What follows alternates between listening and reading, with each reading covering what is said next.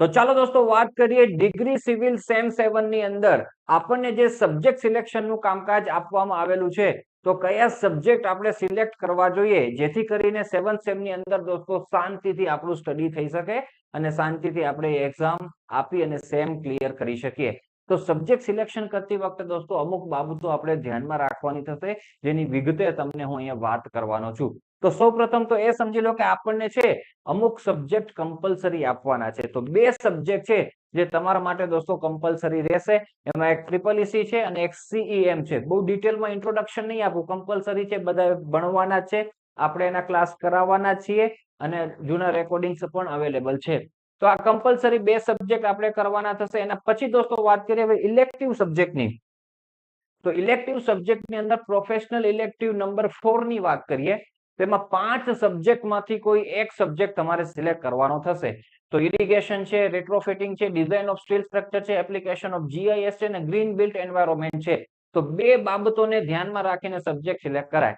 એક તો જો તમારું દોસ્તો ફ્યુચરની અંદર એવું નક્કી હોય કે આપણે આ લાઈનની અંદર આગળ વધવાનું છે તો એ લાઈનને રિલેટેડ કોઈ સબ્જેક્ટ હોય તો એ સિલેક્ટ કરાય. જેમ કે કોઈ વિદ્યાર્થીઓને ખબર હોય ઇરિગેશન બ્રાન્ચની અંદર આપણે કામકાજ કરવાનું છે ઇરિગેશન ડિપાર્ટમેન્ટમાં, તો એને ઇરિગેશન જ સબ્જેક્ટ રખાય. કોઈકને ખબર હોય કે આપણે સ્ટીલ સ્ટ્રક્ચરમાં જ કામ કરવાનું છે તો એ સબ્જેક્ટ રાખે. કોઈને ખબર હોય દોસ્તો આપણે એન્વાયરમેન્ટની અંદર આગળ જવું છે તો એ ગ્રીન બિલ્ટ વાળો રાખે. પણ મોટા ભાગના વિદ્યાર્થીઓને આવું નક્કી નથી હોતું. એ તો એમ જ કહેતા હોય છે કે સર ભણવાની અંદર ઈઝી પડે, શાંતિથી એક્ઝામ અપાઈ જાય, પાસ થઈ જાય એવો સબ્જેક્ટ અમને સજેસ્ટ કરો. અથવા તો સાહેબ તમે કયા સબ્જેક્ટ ભણાવવાના છો એ સબ્જેક્ટ અમે રાખશું. તો એક તો મેં તમને કીધું એ બાબત ધ્યાનમાં રાખજો. બીજી એ બાબત ધ્યાનમાં રાખો, શાંતિથી કામ તમારે કરવું હોય તો આમાંથી કોની બુક્સ અવેલેબલ છે. જેની બુક્સ અવેલેબલ હશે એનું તમે શાંતિથી તૈયારી કરી શકશો.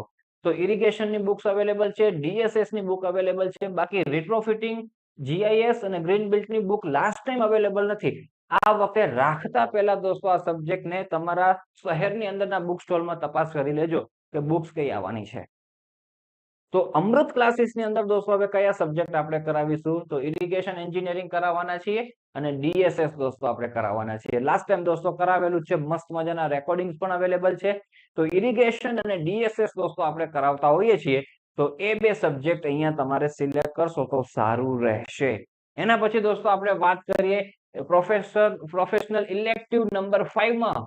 તો એમાં 4 સબ્જેક્ટમાંથી એક સબ્જેક્ટ સિલેક્ટ કરવાનો થાય. તો રેલવે એન્ડ એરપોર્ટ છે, ડિઝાઇન ઓફ હાઇડ્રોલિક સ્ટ્રક્ચર છે, પ્રીકાસ્ટ છે અને કોમ્પ્યુટેશનલ જીઓટેકનિક્સ છે.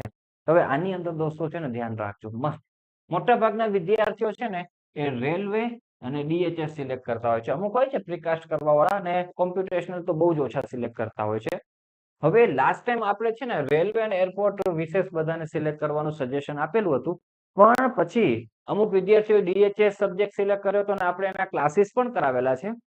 તો આપણને દોસ્તો ખબર પડી કે ડીએચએસ ની અંદર અમુક જે ચેપ્ટરો છે એ ચેપ્ટરો તમારા ઇરિગેશન ની અંદર જે ચેપ્ટરો છે ને સેમ છે દોસ્તો, સેમ કન્ટેન્ટ છે. એટલે તમે ઇરિગેશન રાખો ને તો એની સાથે તમારે ડિઝાઇન ઓફ હાઇડ્રોલિક્સ એ રાખવું જોઈએ. ડીએચએસ સબ્જેક્ટ જે કહેવામાં આવતો હોય છે ડિઝાઇન ઓફ હાઇડ્રોલિક સ્ટ્રક્ચર એ તમારે તૈયાર કરાય. તો એનું ગ્રુપ બનાવાય દોસ્તો. રેલવે અને એરપોર્ટ બહુ જ લાંબો કરી દીધેલો છે સબ્જેક્ટ. બુક્સ બંનેની અવેલેબલ છે, પ્રીકાસ્ટની અવેલેબલ નથી અને કોમ્પ્યુટેશનલની પણ અવેલેબલ નહોતી. એટલે બે માંથી સિલેક્ટ કરજો, બરાબર. બંનેના ક્લાસીસ દોસ્તો અવેલેબલ છે, તમારું કામ થઈ જશે. પણ ડિઝાઇન ઓફ હાઇડ્રોલિક સ્ટ્રક્ચર કરશો તો ઇરિગેશન એન્વાયરમેન્ટ ઇરિગેશનનો તમને એડવાન્ટેજ પ્રાપ્ત થશે.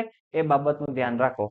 એના પછી દોસ્તો આપણે આગળ વધીએ તો પ્રોફેશનલ ઇલેક્ટિવ છઠ્ઠો સબ્જેક્ટ દોસ્તો. તેની અંદર 1 2 3 4 માંથી સિલેક્શન કરવાનું થશે. આંખો બંધ કરીને દોસ્તો પોર્ટ એન્ડ હાર્બર સિલેક્ટ કરી લેવાય.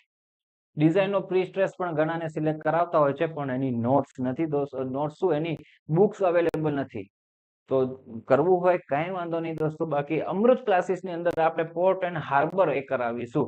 એન્વાયરમેન્ટલ ઇમ્પેક્ટ છે, ડિઝાઇન ઓફ ઇન્ડસ્ટ્રીયલ સ્ટ્રક્ચર છે, એ આપણે કરાવવાના નથી હોતા. એના પછી દોસ્તો એક ઓપન ઇલેક્ટિવ સબ્જેક્ટ આવશે, ઓપન ઇલેક્ટિવ 3. એમાં આઈસીટી છે અને ઇન્ફ્રાસ્ટ્રક્ચર ફોર સ્માર્ટ સિટી. આંખો બંધ કરીને દોસ્તો ઇન્ફ્રાસ્ટ્રક્ચર ફોર સ્માર્ટ સિટી તૈયાર કરી દેવાય. આઈસીટી છે એ કમ્પ્યુટર ટાઈપનો દોસ્તો છે, બરાબર. એસસીટી જે આપણે હતો સેમ 6 ની અંદર એના ટાઈપનો છે આઈસીટી, કમ્પ્યુટર રિલેટેડ બધું. તો ઇન્ફ્રાસ્ટ્રક્ચર બધા કરતા હોય છે ને એકદમ ઈઝી દોસ્તો આ સબ્જેક્ટ પડતો હોય છે. બીજી દોસ્તો હું તમને વાત કરું તો ડિઝાઇન ઓફ હાઇડ્રોલિક સ્ટ્રક્ચર ની અંદર તમારે છે ને પ્રેક્ટિકલ વાયવા જેવું કઈ નથી. એટલે એનો એડવાન્ટેજ તમને એ પણ પ્રાપ્ત થશે. તો એ સબ્જેક્ટ સિલેક્શન તમે કરી શકો છો. એટલે આ સબ્જેક્ટો છે દોસ્તો, એના ઉપર તમે ફોકસ કરજો તો તમને સારું રહેશે.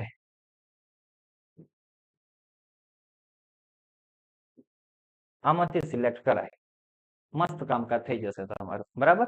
અને આના સિવાય પણ સિલેક્ટ કરતા હો, મારી સાથે ચર્ચા તમારે કરવી હોય તો આપણો દોસ્તો વોટ્સઅપ નંબર છે, કોલિંગ નંબર છે, તો પ્રેમથી તમે મને ફોન કોલ કરી શકો છો અને આપણે ચર્ચા કરી અને પછી તમે ફાઇનલ સબ્જેક્ટ ડિસાઈડ કરજો.